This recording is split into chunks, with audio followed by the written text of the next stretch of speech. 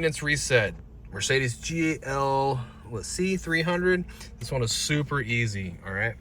So, foot off the brake. Engine start stop once. Power up the cluster. Like that. All right, now you need the dash or the cluster here. You need to say trip in miles.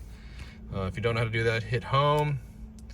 And then you'll be able to select through here, trip in miles, okay? So get the trip in miles. Now it's super easy. Hold down the back button for 5 seconds and then hit enter. Okay, this is the enter button here. So 1, 2, 3, 4, 5, enter. Okay, and then you can let go. And this is the menu we want to be in. Go down to Assist Plus.